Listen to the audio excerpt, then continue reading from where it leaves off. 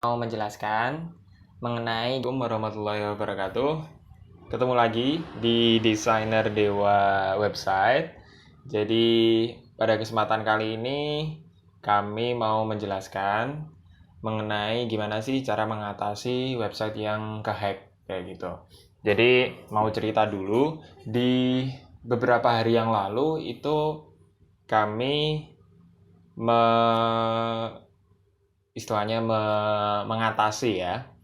mengatasi keluhan dari klien kami. Jadi websitenya itu kena hack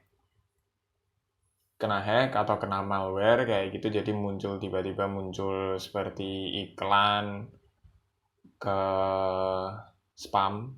website spam.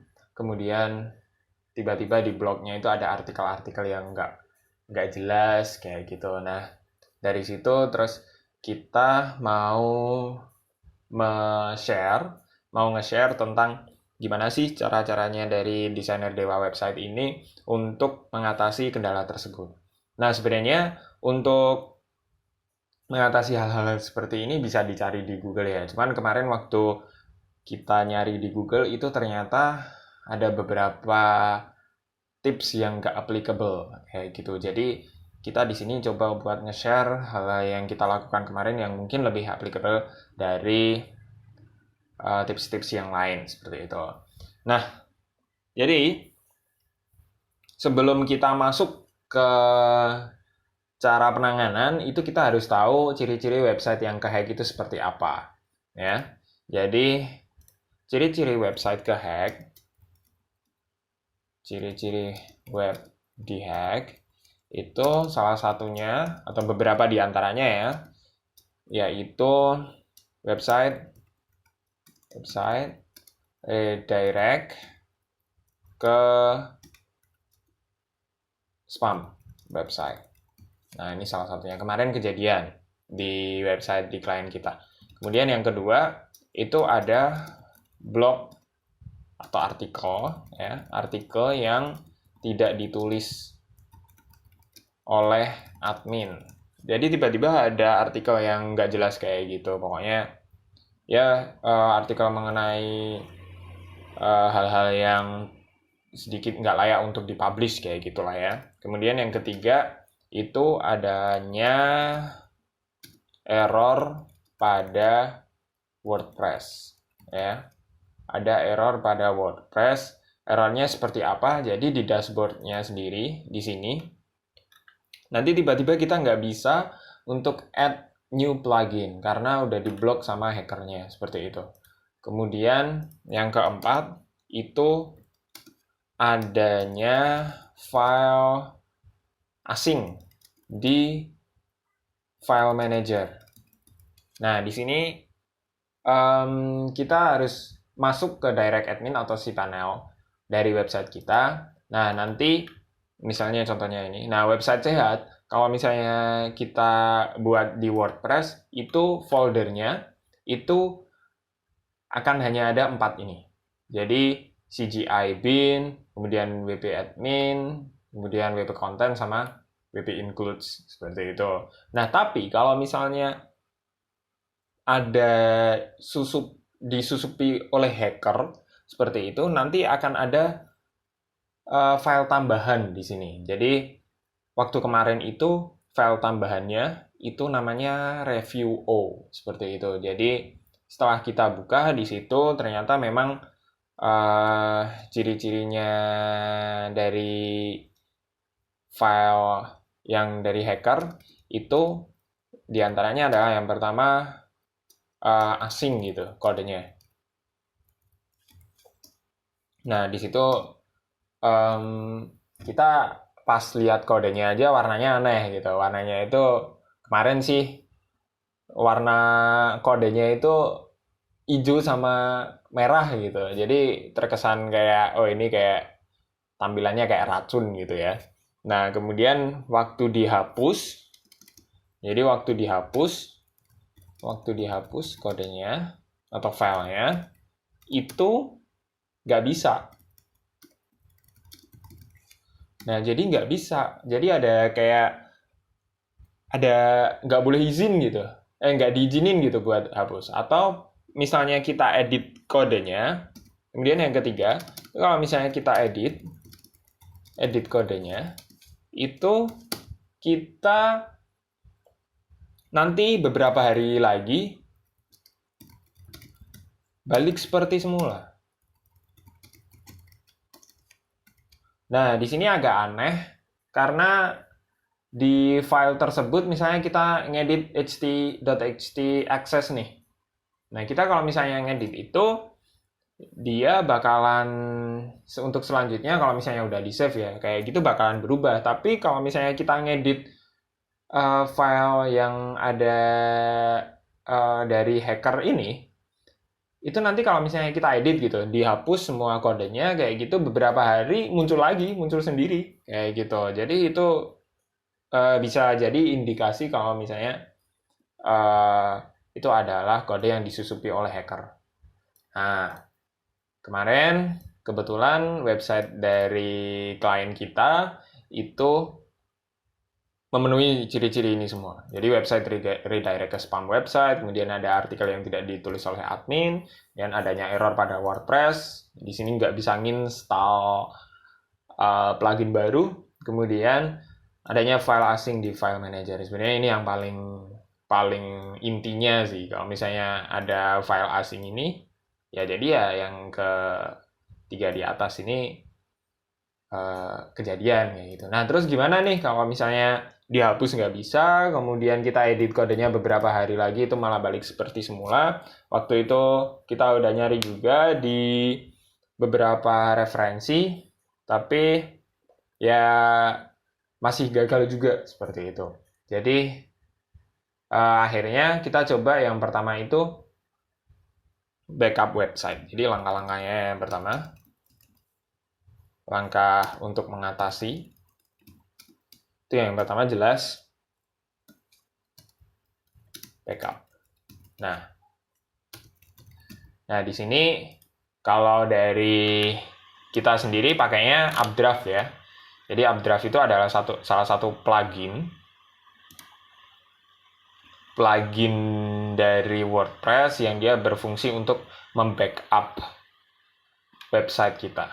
Nah di sini ya, jadi di backup dulu. Nah, dan ini kita nggak akan bahas untuk gimana cara setting Updraft, tapi intinya backup dulu websitenya, kemudian pastikan kalau misalnya semua data-datanya itu udah ada agar aman seperti itu. Nah, kalau misalnya nanti udah di backup ya, jadi yang kedua itu reinstall WordPress. Nah, reinstall WordPress di sini kita bisa lakukan langsung dari hosting kita ya. Jadi misalnya kalau ini kan saya pakai direct admin, kita bisa langsung aja ke sini. Sorry.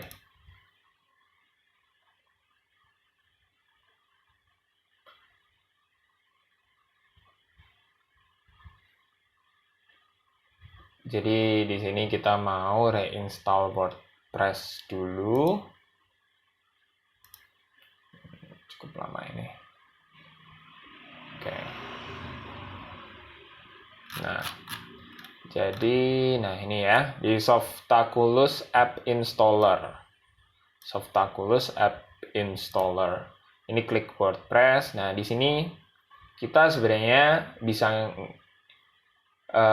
melakukan reinstall itu dari sini. Nah, kan muncul seperti ini ya nanti ya.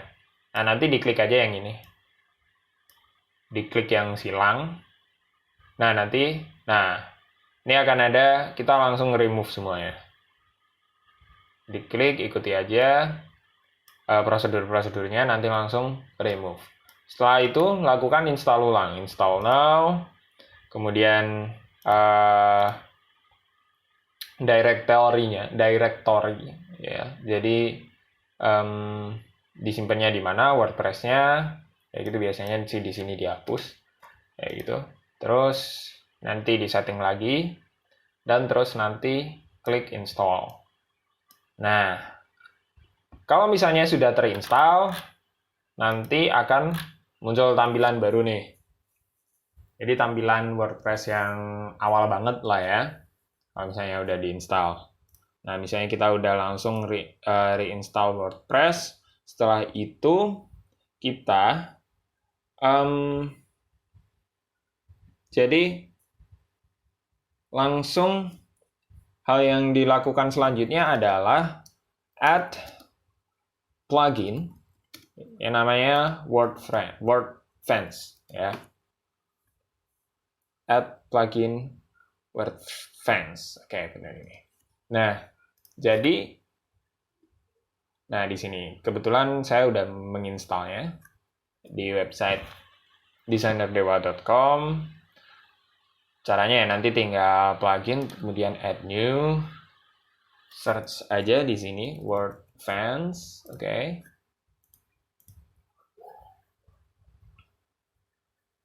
Nah, di sini udah teraktif ya. Jadi nanti tinggal install now sama activate. Seperti itu. Langsung kita setelah itu langkah selanjutnya adalah setup scan untuk scan website. Jadi, sebenarnya ketika kita melakukan install ulang di WordPress ini, ada kemungkinan kalau file yang di file manager itu belum kehapus. Ya. Jadi di sini di file manager kita di public HTML ini. Nah, ada kemungkinan yang di sini itu belum kehapus. Gitu. Ada kemungkinan belum kehapus. Nah, fungsinya kan tadi kita kan belum bisa tuh, nggak bisa hapus file hackernya tuh. Nah, fungsinya untuk menginstal WordFence ini adalah untuk menghapus file yang mencurigakan tadi, yang dari hackernya tadi. Nah, seperti itu. Jadi, karena kita nggak bisa menghapus secara manual, kita pakai plugin aja, biar gampang. Nah, seperti itu. Di sini, ketika belum dilakukan scan, kemarin waktu dari tim kita itu mencoba untuk membersihkan file hackernya, itu masih ada di sini. Dan selanjutnya yang dilakukan adalah jelas kita harus nge-scan website ini apakah sehat apa enggak. Kayak gitu ya. Nah, kemarin itu jadi kasusnya gini. Di website yang dihack itu kita udah nggak bisa lagi menambahkan plugin baru. Nah, kalau misalnya teman-teman udah bisa langsung nambah plugin baru, langsung scan aja nggak apa-apa. Nah, jadi kalau misalnya masih bisa menambahkan plugin baru, kita langsung add new, kemudian search WordFence, kayak gitu. Nanti kalau misalnya udah keinstall, langsung di-scan aja, gitu nggak apa-apa. Cuman kita juga harus tahu triknya untuk nge-scan. Jadi gini, kita langsung masuk ke WordFence-nya. Ya. Nah, di sini kita masuk ke scan. Nah, kalau misal nih, teman-teman melakukan langsung start new scan gitu ya. Dari setting default, itu akan WordFence ini akan menghiraukan file dari hackernya tadi. Jadi ya hanya sekedar apa ya, karena itu kan dianggap file dari luar WordPress ya. File dari luar WordPress itu jadi si WordFence-nya ini menganggap bahwa ini dari luar WordPress nih dan kita anggap aman aja kayak gitu. Itu untuk yang kalau misalnya kita setting default di scan-nya. Nah, caranya gimana kalau misalnya kita juga mau nge-scan file-file yang ada di luar, yang dari luar WordPress gitu. Itu kan file hacker gitu ya. Nah, kita masuk ke scan option and scheduling. di sini kita masuk ke general option, ya. General option, kayak gitu. Dan kita scroll ke bawah, kita centang yang scan files outside of your WordPress installation, ya. Nah, ini dicentang, terus nanti save changes. Nah, di situ nanti WordFence akan melakukan scan pada file-file yang berasal dari luar WordPress. WordFence akan melakukan scan terhadap file-file yang berasal dari luar WordPress, ya. Nah, kalau sudah kita setting seperti itu, kita klik Start New Scan. Nah, di sini kita harus menunggu beberapa menit ya, sepertinya ya, buat WordFence ini nge-scan semuanya. Kita tunggu. Nah, kemarin kasusnya itu sebelum kita setting tadi yang WordFence ini biar bisa nge-scan file-file dari luar WordPress ya. Kasusnya itu di semua sini. Jadi tidak ada masalah gitu ya. Tidak ada masalah. Dan termasuk yang malware ini pun dia centang gitu. Centang. Tapi pas kita lakukan setting tadi, nah, pas kita lakukan setting ternyata di sini ada kayak warning nih. Jadi ada malware scan ini nggak lolos. Di sini terus ada issues, yaitu terdeteksi bahwa ada kejanggalan, kode kejanggalan kayak gitu ya.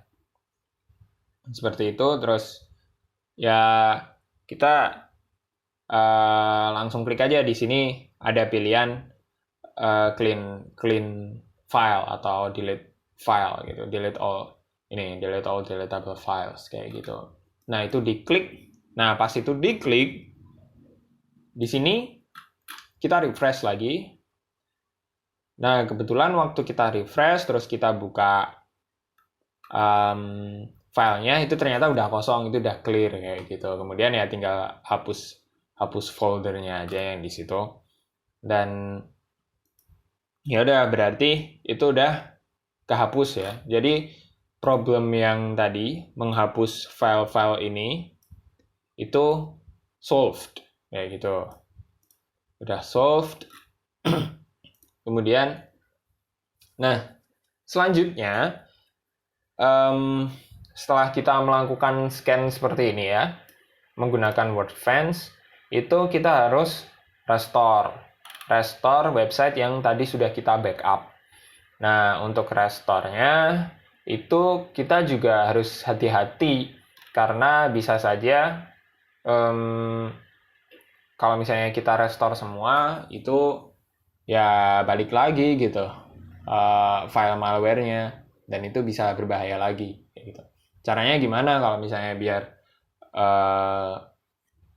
agak bisa lebih berhati-hati? Caranya adalah dengan melakukan restore secara bertahap. Nah, kebetulan di Updraft ini misalnya kita udah backup tadi ya. Nah, kita kan ada pilihan restore nih. Katakanlah kita mau klik restore seperti ini ya. Nah, di sini kita ada pilihan choose the components to restore. Kayak gitu ya. Jadi kita pilih satu-satu. Jadi jangan langsung pilih semua. Itu kita pilih satu-satu. Kita pilih satu-satu kayak gitu. Terus setelah kita pilih satu-satu, nah, terus next nih. Satu, misalnya kita pilih plugin, next. Kemudian dia restore. Nah, setelah kita udah selesai nih misalnya restore plugins, habis itu kita balik, misalnya udah kita scan lagi. Nah, hal ini dilakukan untuk memastikan bahwa plugin kita itu terbebas dari yang namanya malware. Nah, jadi kita bisa langsung tahu nih, oh ini dari mana nih malware-nya, apakah dari plugin tadi atau dari tema atau dari media yang kita upload, atau dari mana. Nah, itu nanti kita lakukan satu-satu seperti itu. Sampai semuanya udah terrestore ya. Jadi kalau dari kemarin itu kebetulan waktu di restore itu ternyata medianya itu rusak. Jadi di media, nah di sini coba ya, ini scan yang restore bertahap satu-satu gitu ya. Nah, jadi kebetulan kemarin medianya itu rusak, jadi nggak bisa ditampilkan gitu di websitenya. Di sini ini rusak, nggak ada gambar kayak gitu katakanlah, atau di sini nggak ada gambar jadinya, kemudian ya pokoknya berantakan lah ya gitu. Nah, kalau sudah seperti itu, kita restore secara kemudian langkah selanjutnya adalah upload kembali file yang broken ya, istilahnya broken ya, rusak. Nah, di sini sangat penting untuk mengupload kembali file-file yang rusak. Jadi kalau bisa untuk backup seperti yang katakanlah misalnya gambar atau file kayak gitu, kita juga punya simpanan secara offline atau disimpan di lain, di luar directory WordPress ini gitu, biar kita bisa melakukan re-upload kalau misal ada kerusakan ya. Jadi itu upload kembali file-filenya. Kemudian yang terakhir yang bisa kita lakukan adalah cek. Jadi sebenarnya kalau kita udah melakukan sampai sini ya, sampai langkah kelima, restore bertahap secara satu-satu, itu sudah bisa digunakan ya. Jadi di sini ya, website sudah bisa digunakan. Dalam artian ketika kita membuka websitenya, itu tidak akan ada lagi kayak website redirect atau artikel. Oh ya, ada lagi bisa digunakan nih. Dan artikel-artikelnya, nah ini juga masih perlu dihapus nih. Jadi artikel, nanti kalau misalnya ada artikel yang nyeleneh gitu, artikel dihapus. Artikelnya dihapus. Nah, di sini nanti kalau misalnya udah sampai sini, jadi sebenarnya di sini website udah bisa jalan, dan kalau udah sampai sini, itu website siap sih. Website sudah siap. Website siap. Nah, terus udah langkah selanjutnya adalah cek beberapa hari untuk memastikan ya. Nah, udah seperti itu. Jadi kira-kira kalau misalnya udah 3 hari atau ya minimal 3 hari lah, kalau misalnya 3 hari itu sudah tidak ada error, maka websitenya sudah siap untuk digunakan kembali, di launch kembali. Nah, itu aja yang bisa kami bagikan untuk kesempatan kali ini dari pengalaman untuk mengatasi website yang kehack kemarin. Semoga bermanfaat dan semoga mudah dimengerti. Ini penjelasannya. Wassalamualaikum warahmatullahi wabarakatuh. See you next time.